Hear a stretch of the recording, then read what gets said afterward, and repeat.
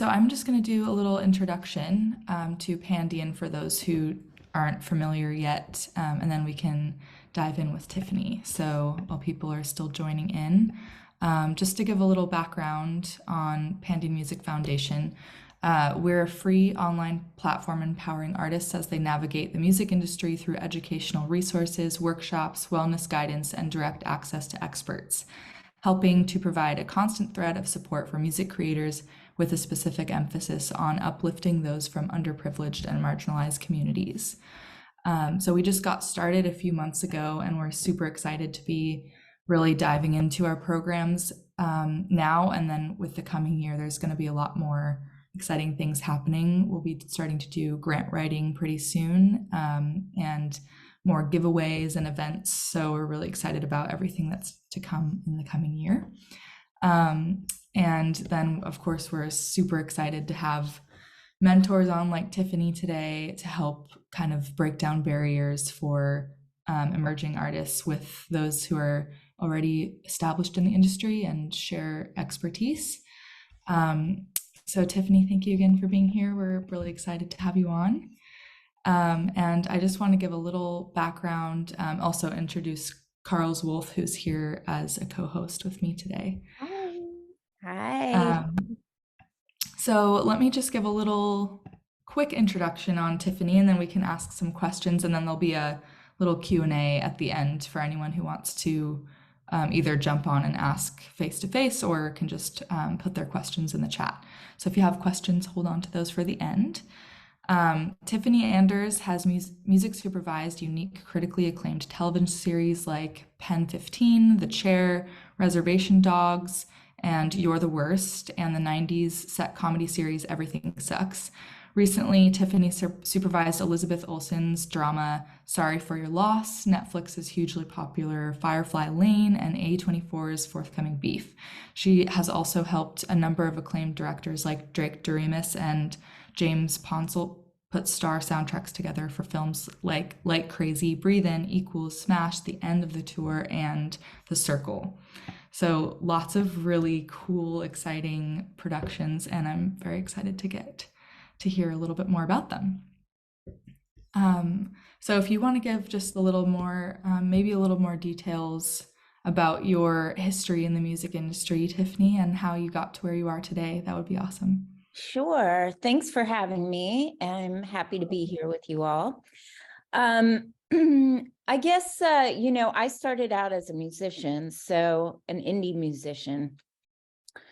So I was playing music, and, throughout my life, I've always been a music fan. So, I've been a record collector since I was 7. I literally still have some records from when I was 7. I knew that this was a job because my mother is an independent filmmaker, and when I was growing up, she was in film school. So she's also a music lover, and she was always putting music in her films that she had trouble being able to clear. And so I knew that it was a job, and as I got older, I kind of was interested in how I could get involved with it. My mom tried to dissuade me because she said it was a big headache, and there was and it was not what I thought it was. And she definitely was right about the headache part and it being hard in terms of logistically what you have to do. But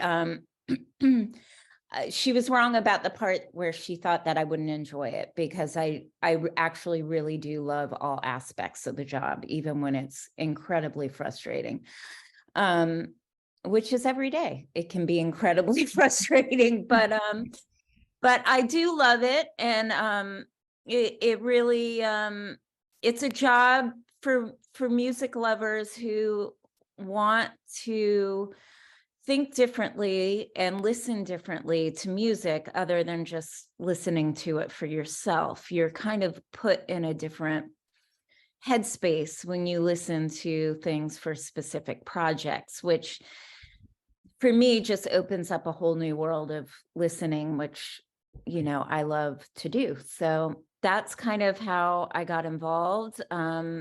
Yeah, that's kind of my background. Cool. How are you, what were you doing in the indie artist scene when you were playing music as a performer more? At first I moved up to Seattle in the mid 90s, and I had a band called Hot White Noon. I was about 20. And I met a guy who had a record label there, and he put out a 7-inch of ours.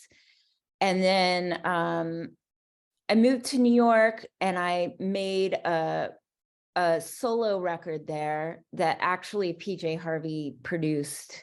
It was very, very low budget, but the record label was called Up Records, and it was a subsidiary of Sub Pop. And bands like Modest Mouse and stuff were on Up Records. I just had a lot of things happening in my music career that became really super challenging. And the goal of doing music supervising was always so that I could do my music too, which I still do, but I kind of have pivoted out of the mindset of having a career in music into doing this as a career. Mm-hmm. Yeah, I think that's a common story these days. And probably it always has been to some extent, but yeah, trying to figure out ways to balance both sides of your Exactly. music identity definitely is yeah, I think a thing we can all relate to. Yeah, yeah. Yeah, but that's Uh, very cool that you found something that you love that involves music that's, that you can do to make an income and still have your other art Absolutely. side. Yeah. Yeah, very cool. That's very cool that I didn't realize that Sub Pop had a subsidiary like that in New York. That's very cool. I love Yeah. it. Yeah. Is that still around, that label? No, see, that was the other thing. Unfortunately, the guy who ran the label, who was a beautiful, wonderful person, he got leukemia. He Oh, was only like 27 and he died. Like my release was the last Up Records release that oh he wow. heard. Wow. So then I didn't have a label. I mean, I'm sure all of you can relate to this, like going through labels, something happening, then trying to find a new label. And it was pre all this Spotify and Bandcamp and all that. I was kind of, the record came out in 2001. And so it was pre all of that. It was a really weird time, and I couldn't find somebody to put out a new record. It was just a mess. So so Timing here is I such a am. big part of it too, I feel like Oh, that. I so hear much. that so much. Yeah. Yeah. Yeah. Wow. Well, I'd love to hear more about. I actually found you through an article you did with KEXP, I believe, a while ago. I'm actually from Seattle as well, Oh, so cool, cool, yeah. cool. But yeah, I must have stumbled upon that article. I'll actually link it for people if they're interested. But it was about your experience working on reservation dogs Mhm. and how you respectfully represented the Indigenous cast members through the soundtrack with that production. And I would love to hear about that more because I think that is not something you really hear talked about very much. So yeah, what your experience was working on that. Yeah, I mean, I think first of all, I love the show, and I'm not from Oklahoma. I'm not Native American. So it was really interesting being able to dive in with Sterling Harjo, the show creator, um, into what that sound was, and what I think is very interesting, like him and I had a few artists that we loved, like Jesse Ed Davis, who was Native American and played with like Bob Dylan and was an amazing guitarist, played with Eric Clapton a lot. And he put out solo records. He had a really insane story, lots of drugs, died very young of a drug overdose.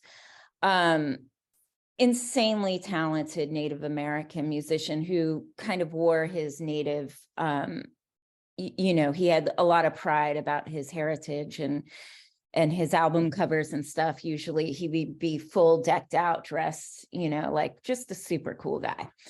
So we had a few things like that where we were really on the same page about using really important Native American musicians in rock, or in these, who weren't specifically playing Native American music, and how important these figures are that don't get much accolades. Like, Link Ray, to me, Link Ray is the rock guitar sound, that it starts with Link Ray, in my opinion. Rumble, that is rock and roll, that is rock and roll guitar, and I feel like he really invented it in a weird way. So, and that's that intercepts with the blues, and all of that gets thrown in together the way that American culture is. So there was a lot of stuff that Sterling and I talked about, especially with him growing up in Oklahoma, was, there's tons of country musicians that he loves, and new country musicians, because a lot of them are from Oklahoma. And so, and people like Lee Hazelwood, who was from Oklahoma, he really wanted it to sound like the Oklahoma that he grew up in, on a reservation. Mm-hmm. So that, it was very, very important to us to represent Native American artists, which in the second season, we have a lot of like new indie musicians, Black Belt Eagle Scout, Yazine, Travis Thompson. But then, there's people like Sturgill Simpson, Charlie Parr, country musicians like that, Sterling, went to see, at clubs in Tulsa. So to us, it was very important to show the whole scope, not to show what living in Oklahoma on a reservation is like. And sometimes that's indie music, sometimes that's a Loretta Lynn song. Sometimes that's, the Sir Douglas Quintet or sometimes that's Iggy and the Stooges, so it was important for us to use a lot of Native musicians, definitely, but it was also important to show the scope of everything, of everything that they listen to. So in that regard, it was really fun. And he, Sterling introduced me to artists that I didn't know, these newer artists. I introduced him to a few, and that's one of the fun parts of the job. It's just digging around for artists and sharing stuff with your showrunner. Yeah, that must be such an exciting part of it, like coming to the table and discussing, like actually having the music in your hand and talking about what works and what doesn't work. That's totally cool. Yeah. Yeah. I think that Carl's was gonna, Carl's, do you want to ask a question? Sure. Yeah, that's so interesting. So amazing. You said that you performed and was signed to a label. I just wondered if you still find time to write music or perform music now that you're a music supervisor. I do write and I do play a lot. I have a whole, now I can afford a place with a garage where I have stuff set up. Cool. So I do write and I do record. I don't really play. One of the biggest issues that I had when I was on an indie label and performing was that I had terrible stage fright. So that did not serve me very well in a career of music, because I would do it, but it was really hard for me mentally to prepare for it. Okay, and then a follow-up question is, if you do sort of write, has your role as a music supervisor changed the way that you write your music? Because you obviously know what shows are kind of looking for. So I wondered if it changed anything. You know, I don't think so, because my music is for me. Yeah.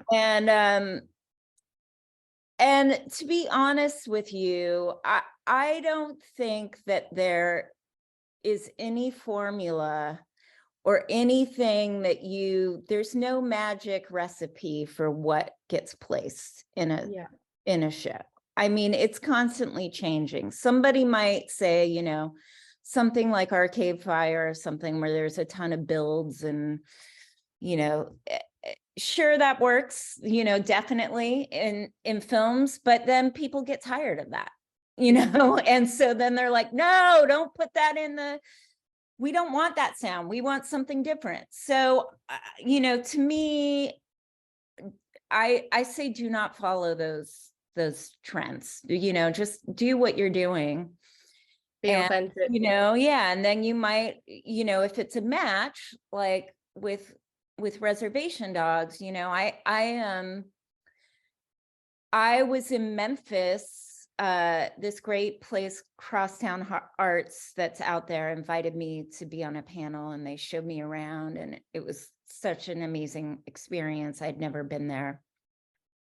And I had a quick window of like 2 hours, and I ran to Some Records because I had never seen Some Records. And I went in there, and the kids working at the counter were so sweet. And I think I bought a Stax sweatshirt like the day before at the Stax, you know, recording studio. And the kid at the counter said, "Oh, my grandfather designed that logo, the hand." Oh. And I was like, that's so cool. And then the person that I was with, who was the host at Crosstown Arts, says, "Oh, and he has a band, you know, he has a band too." And I said, "Oh, let me, you know, send me your band." Or I got his Instagram, and I started listening to his stuff, and I was like, this is the type of thing that would really work in Reservation Dogs. Wow. So we ended up using one of, you know, on the last episode, we used one of his songs, and it worked really well because it was like an indie rock song, but it had all this lo-fi flavor in it. And I just felt like this is something that these kids would listen to when they're going to California, you know, like, so it worked really well. And, you know, and I don't think, you know, I just feel like that type of stuff, you know, you're just going to gel with a project. And it's, you know, if you're true to yourself and true to how you write, I feel like those opportunities are there, especially more now that there's so much content and people are getting to tell their stories more, you know, like on Reservation Dogs, or even Pen 15, where that was very centered. It was still a female point of view that had never really been shown before about puberty. So, you know, like, I feel like more of these voices are being heard in an authentic way. Yeah. So, you know, my advice is always just keep doing what you're doing.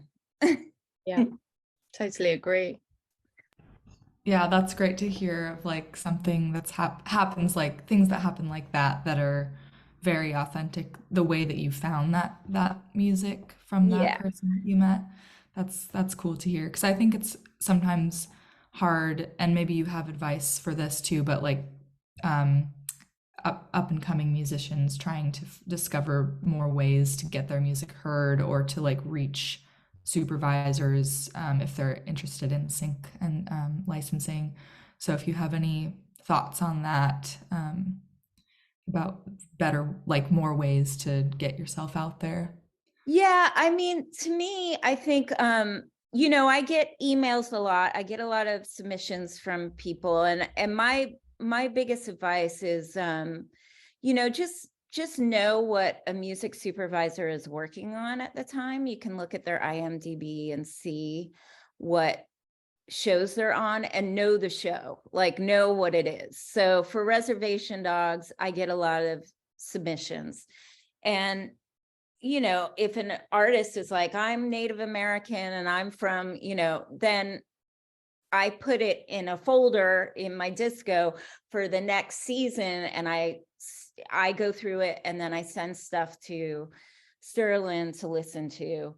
But you know, anybody reaching out to me for Reservation Dogs that's Native American, I'm going to listen to and save, you know, and who know the show. Or even if they're like, I'm from Oklahoma, I grew up here, or, you know, I've listened to the soundtrack, I've got this kind of a sound, you know, so I will pay attention to it. If you're just blindly sending me stuff, I mean, I had somebody send me stuff for Firefly Lane, which not only is it done, I'm finished with it, and there's not going to be a season 3, but it was all new music. And this show is set, it doesn't go past 2006. And most of it is in the 70s and 80s. So I was like, this is, you know, it's a waste of my time, because this person, I don't think they watched. I think they saw that Firefly Lane is coming out December 2nd and then just sent it without knowing what the show was. So if you research it, that that definitely, you know, it helps, you know, because then I can put it in the folder for the show, and then when I'm ready to send music or ready to listen to things, I go through it all, and, you know, there's a whole system to it. So my advice is always know what these music supervisors are working on. Yeah. That's great advice. Yeah. Doing the little bit of research, I'm sure probably helps a lot. Yeah. What's been your favorite production to work on over the years, and why?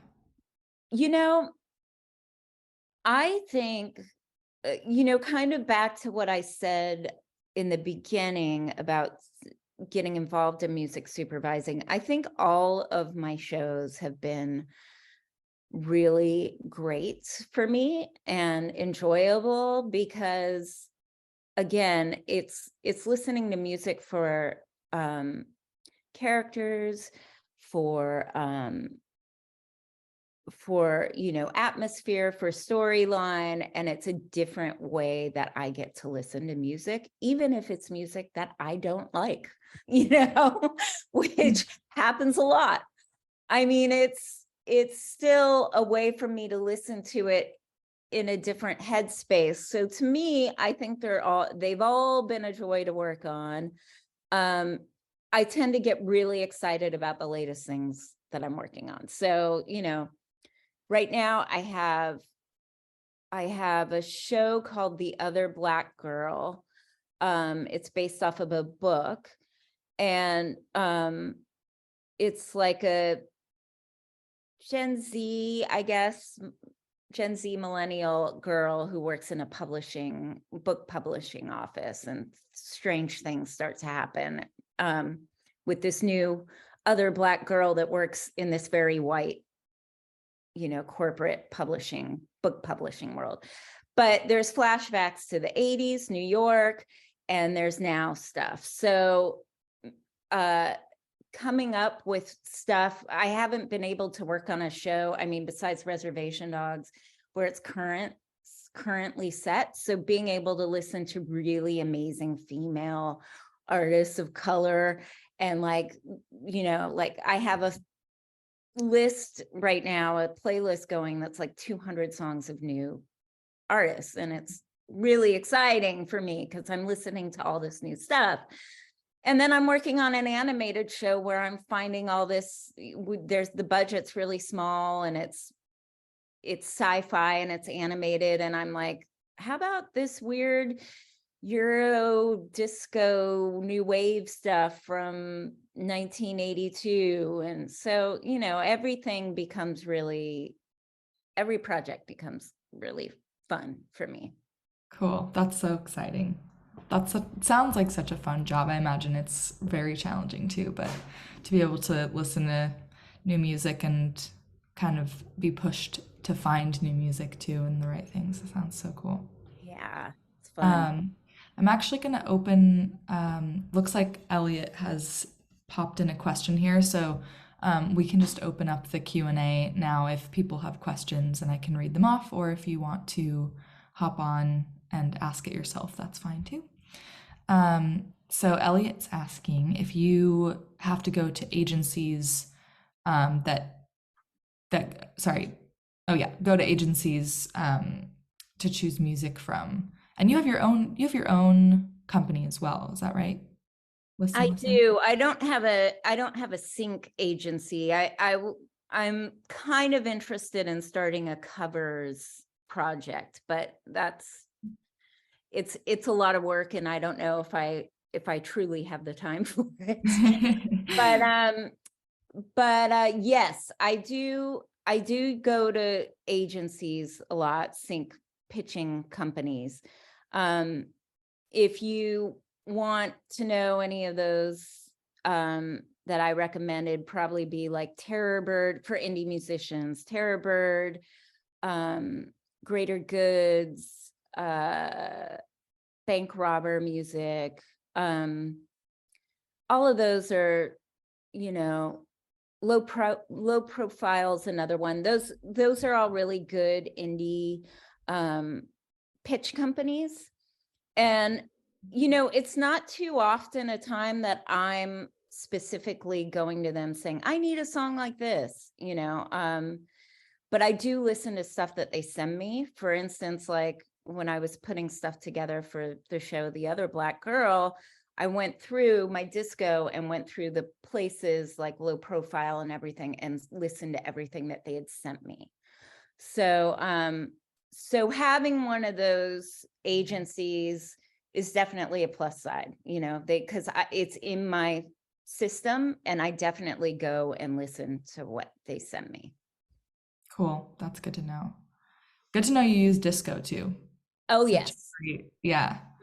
Life changer. Yeah, I bet that must have been a huge thing when that came, because that's pretty new, isn't it? It just Yeah, it is. I don't know how we did it before. Yeah. To be honest with you, I have no idea. Yeah, it's such a great resource. Yeah. Stephen, sorry if I mispronounced that, is asking, would love to learn more about what direction you get at the beginning of a project and how you translate those needs into the music you select. Yeah, so typically, I meet with the showrunner and they have an idea of what they want,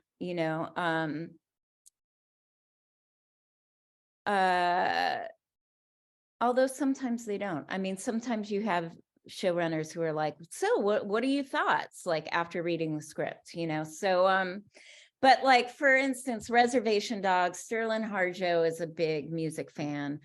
There were definitely conversations that him and I had about Link Ray and Jesse Ed Davis and Lee Hazelwood and musicians like this that we definitely wanted to include in the show. So we kind of just synced up right away.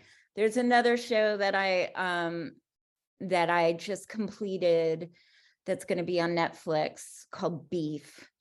And that one, the showrunner kind of had a vision for what he wanted for the music. And he had a playlist.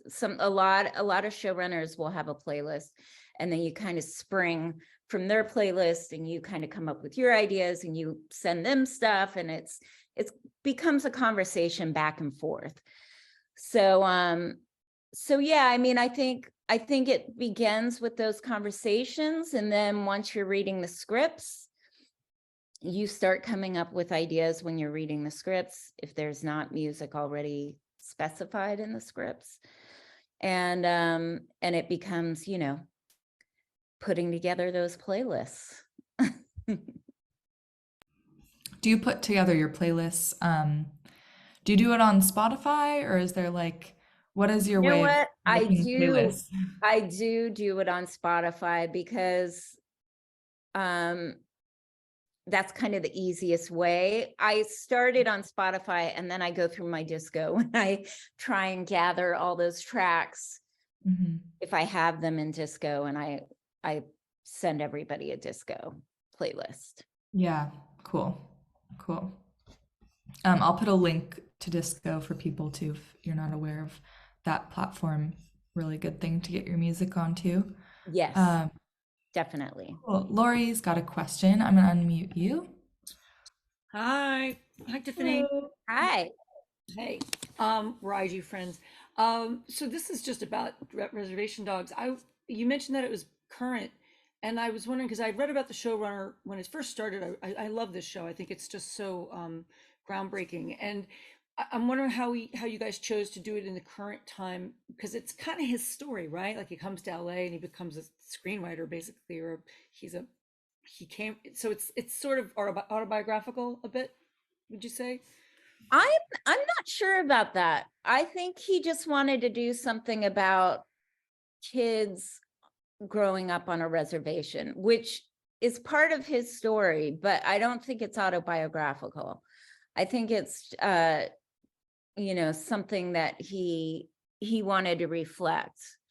Yeah. I could be wrong about that, but I'm pretty sure it's just, he came up with these characters, this group of kids. Characters are great. That's the best thing. Yeah. But no, I guess I felt like it's I don't mean autobiographical down to the detail, but just the overarching story of growing up and then wanting to get to California, and you almost can tell which character is sort of him in a way.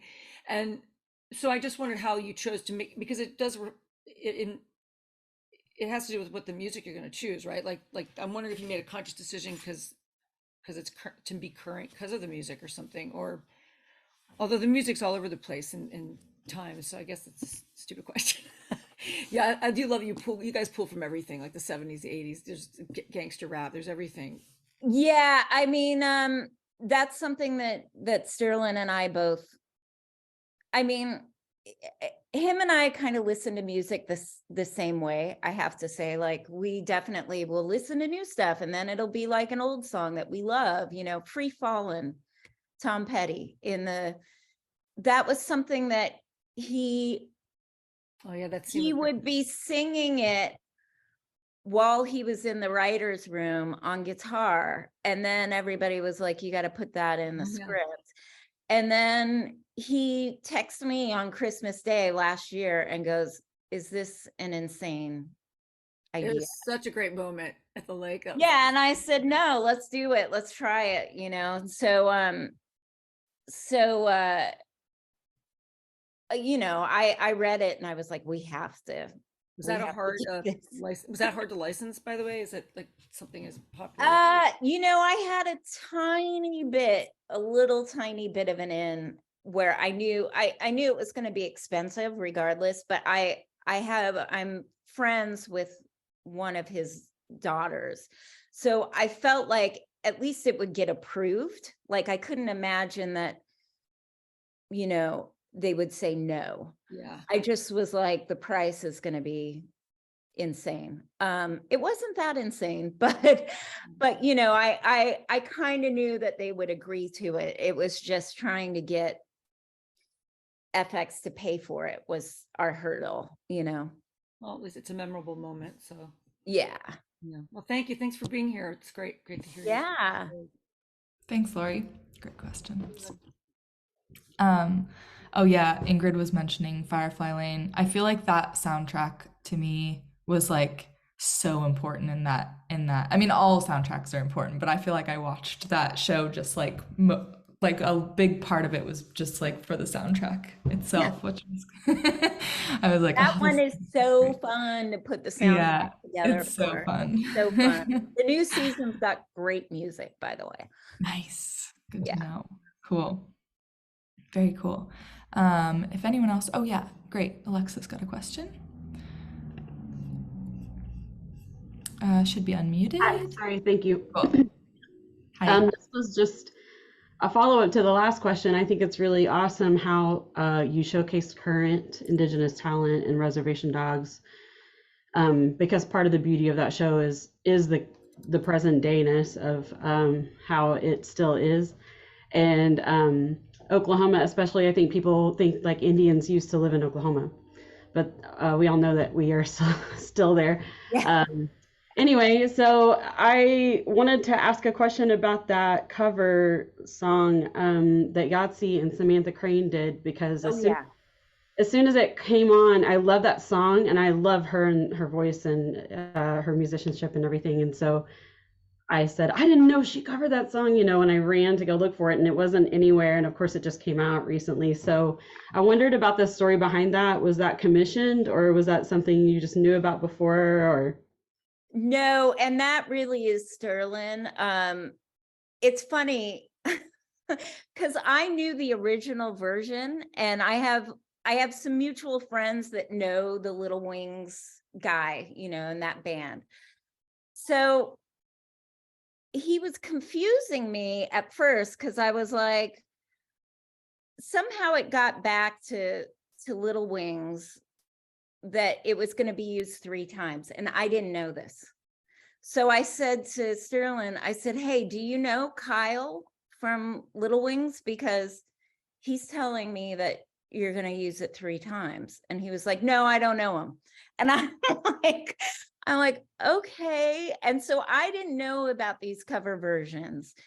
This was totally Sterling's thing, and what was weird is that I had recommended Yazine his other songs.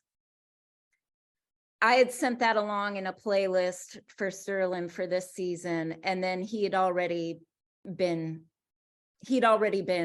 working with him. But I don't think these songs were commissioned.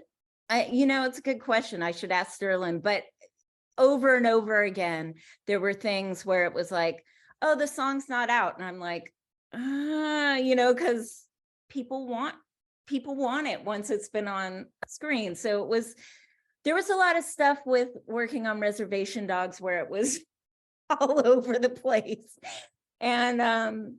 And stuff like that happened a lot. And there's certain local artists in Oklahoma that Sterling used. Labris is one of them.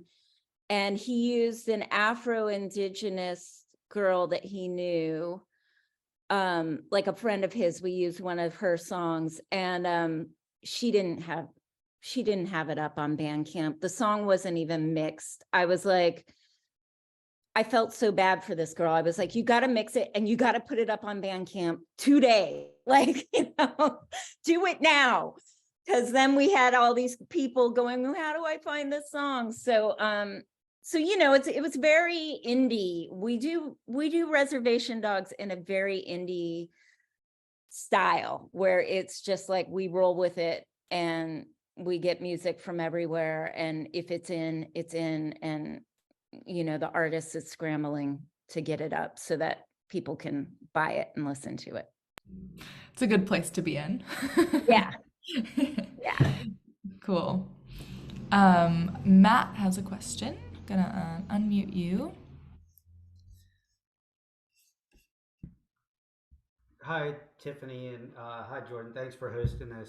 My name is Matt McCormick. I'm an artist and musician from Cincinnati, Ohio. But my wife and I also have a sync agency where we represent a lot of musicians from our area. I had a kind of nuts and bolts question about like playlists, Tiffany. Like how many, if an artist has like 6 albums and they've never delved into the sync world, or just for your personal preferences, like how many songs is too many for a playlist to send you? Or where you go like, oh, this is just way too much, or like what's a good amount, or how would you go about like sending something, or how many songs, I guess essentially is the question. Yeah, I think 5 to 10 is good, pick out the stellar ones that you like. I often get annoyed when record labels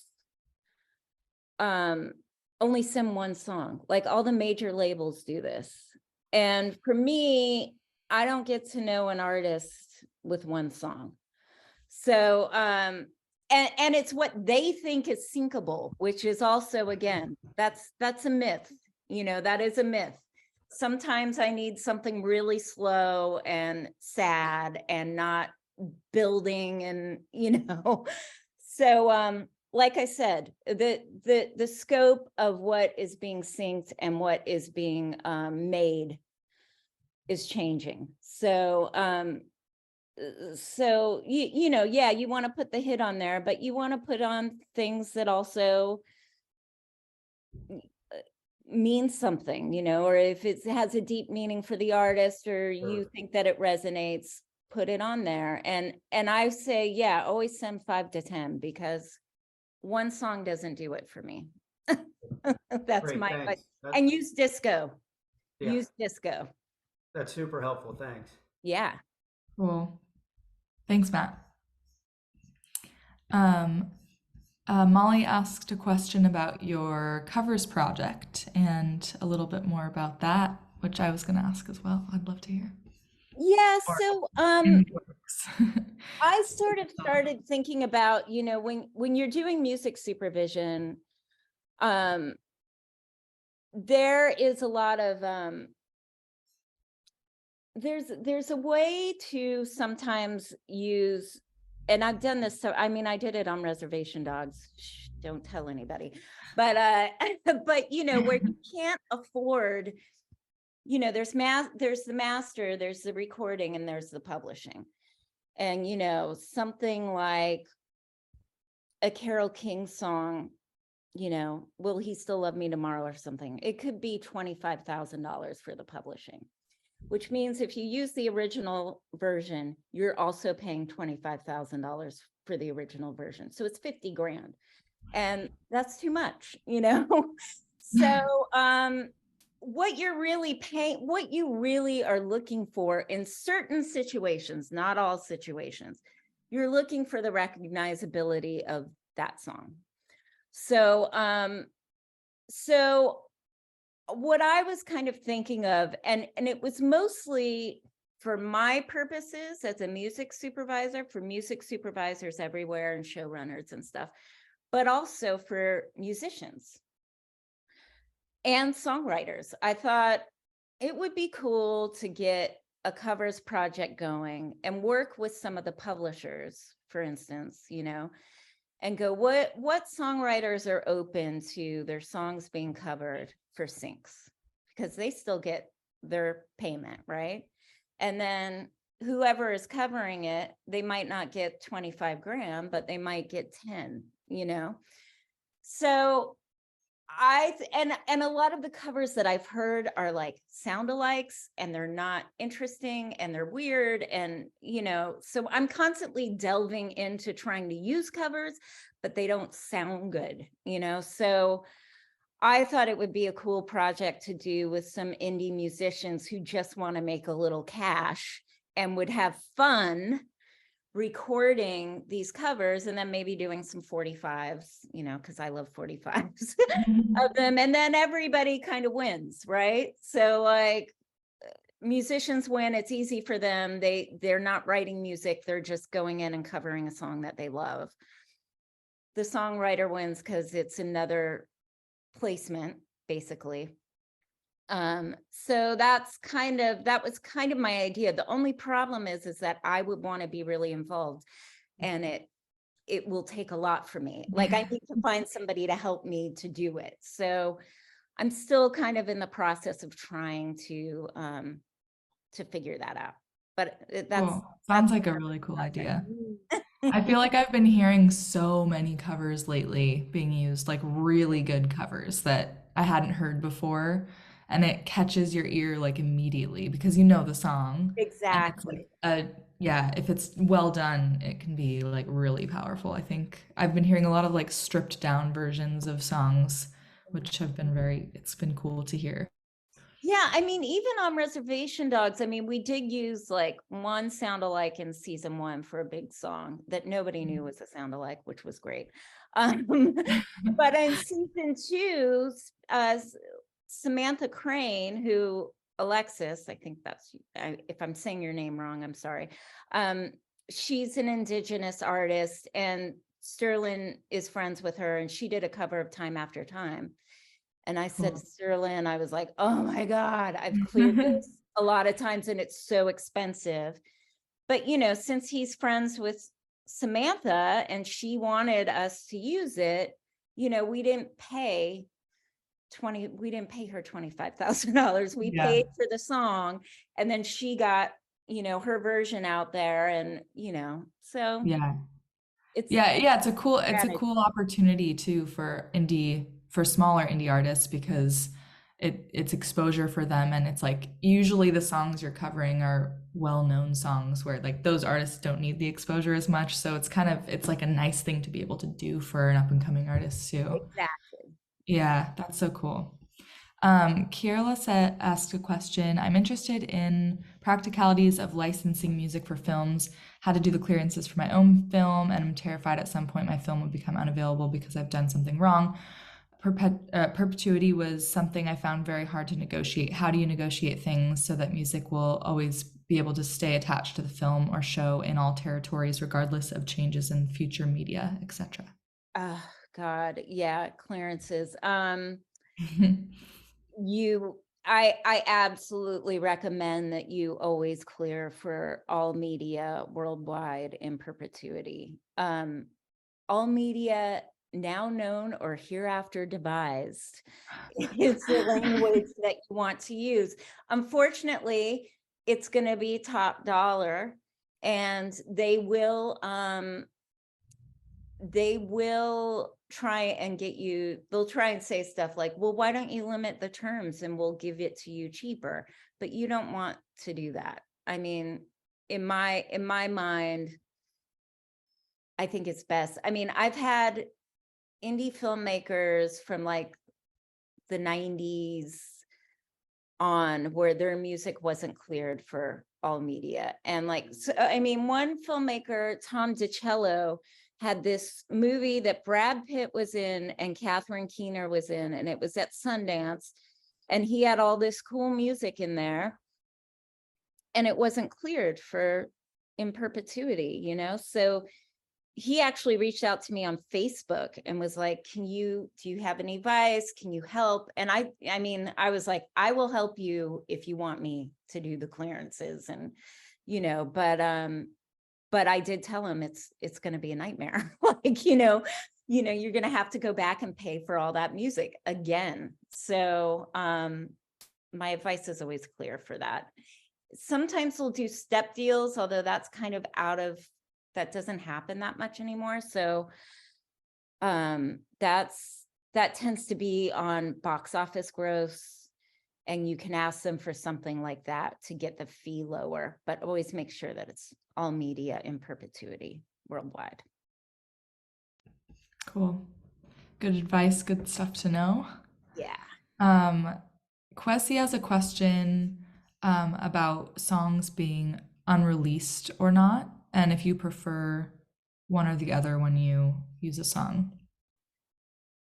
I don't prefer, except for what I was talking about with with Reservation Dogs, where we had things that were not even mixed. That was hard. And it totally depends on the project. Like right now, for The Other Black Girl, I'm asking people like, what's coming out, you know, in 2023. So, you know, I'm kind of going to labels and asking them for stuff that might be on the horizon for that, but it doesn't really matter to me. Cool. Is that something that differs between supervisors, like from supervisor to supervisor, whether they prefer that or not? Or is that like kind of, I think it's by project. okay. Oh, Yeah. like I think it depends on the project. If it really matters, if you're trying to do something super current and cool, you know, you want those unreleased things. But if it's, you know, if you're working on Firefly Lane, obviously you don't want that. Yeah. And I guess it like the reason behind having an unreleased song, right, is that it's like something no one's heard yet before. But I feel like if you're using indie songs anyways, that a lot of people probably haven't heard anyways, regardless of whether or not they're released, it probably gets a similar reaction. Yes, Yeah. absolutely. Cool. Let me see if there were any more. If anyone else has any other questions, we're getting towards the end, so pop them in now. I think I missed one. Yeah, Elliot was asking, do showrunners favor songs that have actual artists behind them rather than like sync, quote unquote, sync artists? Or like, I guess musicians who are writing specifically for sync, if I'm Oh, that's so funny. I don't even know artists that I don't delve into that world of artists that just write for syncs. I would think that they want, in my case anyways, they would want artists that are, you know, active yeah. musicians in the Yeah, world. that's something we've because a lot of the people I think who are joining Pandion currently are artists who write for sync specifically, which is how like a lot of us know each other. Some people on here know each other from this whole sync world. And that's been a question that I think goes around a lot because there's like a whole world out there of artists who write specifically for briefs, you know, which I think must be, it seems like it's just a very different, like they're totally different beasts, like having an artist who's writing like as for their artist brand and doing that and then like hoping that it works for sync placements versus artists who are spending their career specifically like directing that writing for briefs and for that purpose.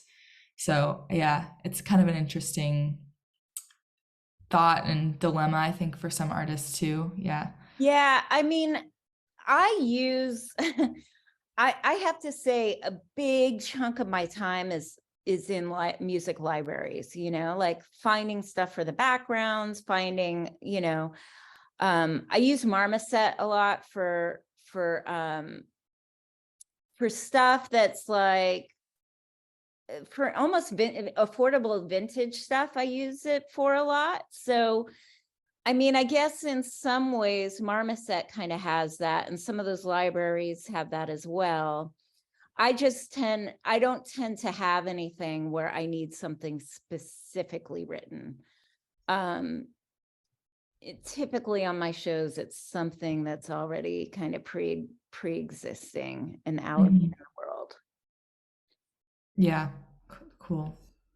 Yeah, I'm sure that probably it's a lot of this is probably just, you know, on such a case by case Yeah, basis. It's like hard to make generalizations totally. about Totally. things, but Yeah. yeah, but it's good to know just I mean, I could imagine that in regardless. advertising and stuff, they do need that a lot. Yeah, you know? right. Right, true. That's Yeah. yeah. Yeah, and there are companies like Taxi and Gilda Music Supervisors does it as well, where they just send like broad briefs out for people who sign up for their mailing list. And it's definitely like a big side of the industry that, yeah, it's kind of, I think it's more niche, but yeah, interesting. I have a Cool. question. Yeah, Carly, go ahead. Yeah, I think you've kind of answered this before, but I was in a sync conference not so long ago, and one of the main messages was that you have to have a social media presence. You have to show that you're an active musician. But from hearing what you were saying before, you know, sometimes you'll strike up a relationship in the strangest of ways and just get talking to someone. So is that a deal breaker for you if you find a piece of music you love and you want to place it? Do you then go and see if they've got a social media presence, or do you just, if you like it, you like it? I think if I like it, I like it. I mean, the kid who worked at Some Records, he has a band, and obviously I got his Instagram, which is how we started. But it's not like he had 200,000 followers. I mean, he might have had like 1,500, you know. So I just thought, this is a cool kid in a cool band in Memphis. This feels like these kids in Reservation Dogs, you know, like this feels like a show that they would go, or that they would see this band in Memphis, you know, and it felt, or at a party in Memphis or something, you know, like or in Oklahoma. But I just, you know, it's just the way it struck me. he was a cool, his band is called Black Hippie. They're all African American. They play rock and indie rock, and they just were cool. And I liked the song, and I thought Yeah. it was something that the kids would listen to, Yeah. you know? Yeah. That's really cool. Yeah. And yeah. authentic as well, which is what you were saying, is that's their music. They're not trying to copy a formula or cut and paste into something else that they've heard. That Exactly. was just their authentic selves. Yeah, Yeah. exactly. Mhm. Yeah, it seems like more and more, which is a good thing, I think, but that's like the way people are like really turning towards that no matter what. Now it's like, however you do it, you can do it your own way, whatever way works for you, as long as it's you. Like if it's authentic to you, then that translates across, and that's what people want to hear. So yeah. Absolutely. Yeah. Very cool. Well, we're getting close to the end. Thank you, everybody, for your questions. Those were really great questions you all had today. And I just wanted to say again that we are doing these workshops every week. And it might look a little bit different as the holidays are coming up. We're going to have a little like gathering, I think the week leading up to Christmas. It'll just be like a little happy hour call. So if anybody wants to join, Lori, you're welcome to come if you'd like. It'll just be like a little virtual, like having some drinks and a little listening session. So we might have some songs that we're listening to during that. So that'll be fun. And then the new year, we've got a lot of exciting mentors coming up. So very excited. And yeah, thank you again for being here. This was so great to talk to you and Thanks, you guys. hear your history. Yeah, this was awesome. And this is wonderful. I'm glad that you're doing this for musicians and songwriters. I'm a big advocate for musicians and songwriters, having come from that. So I love that you're doing this for free, and I wish you guys all the continued success. And Thank you. Yeah. Thank you. Thank you. Appreciate that a lot. Yeah. Hopefully we can help as much as possible. It's because it's a challenging world out there It's so challenging for me. Yeah. So challenging. It is. Yeah. Well, thank you again. I'm going to end the call now, but thanks for everyone for being Thank you, here. everyone. Have a Thank good you. day. See ya. Bye. Bye.